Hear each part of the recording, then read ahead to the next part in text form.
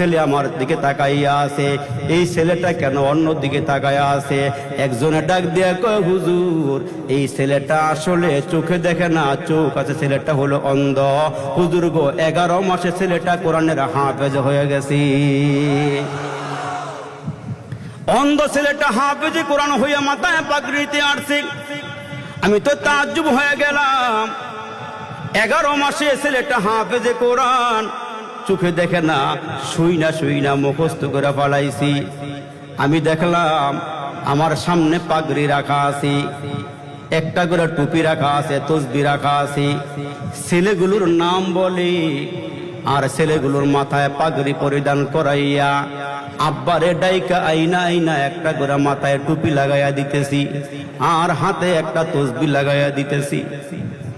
যখন অন্ধ ছেলেটা আমার সামনে নিয়ে আসলো, এরে বাপ মাথা ঘুরাইয়েন না, আমার দিকে তাকায়া কথাগুলো শুনবেন।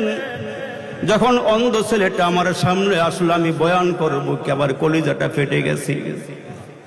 এই অন্ধ ছেলে 11 মাসে হাফেজে কোরআন হয়ে গেছি। যখন মাথায় পাগড়ি পরাইলাম, যখন মুসলমান ছেলেটার নাম ঘোষণা দেওয়া হইল, মাথায় পাগড়ির ছেলেটাই নিল।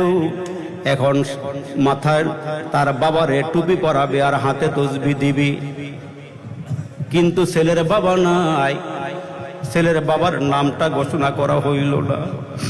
কিছুক্ষণ পরে তাকায় দেখি একজন মুরব্বী এখানে আসছি। আসার পরে ওনার হাতে একটা টুপি আর তসবি দেওয়া হইল। আমি বললাম, ভাই এটা কি ওনার আব্বা নাকি? কয় না হুজুর, উনি হইল ওনার লজিং মাস্টার,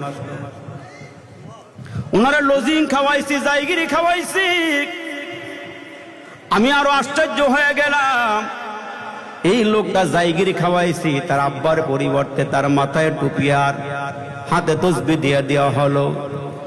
তখন ওই মুরব্বিটা তসবি হাতে নিয়ে মাথায় টুপি নিয়ে হাউমাউ করে কান্না শুরু করে দিল। আমি জিজ্ঞেস করলাম, মুরব্বি কান্না করল কেন? কয় হুজুর এই অন্ধ ছেলেটা যখন আমার ঘরে দিছি, আল্লাহ বরকতের দরওয়াজা খুইলা দিছি। হুজুর গো ছেলেটা যে যতটুকু লেখাপড়া করতে চায় আমি তারে পড়ামু। আমি বললাম কারণ?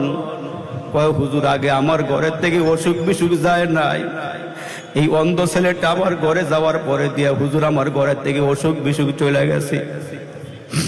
ও হুজুর আমি ক্ষেত খামারের কাজ করি, আমি একজন কৃষক। হুজুর গো আমার ক্ষেতের মধ্যে কোনো কীটনাশক ওষুধ দেওয়া লাগে না, অন্য লোকেরা ওষুধ দিয়েও ক্ষেত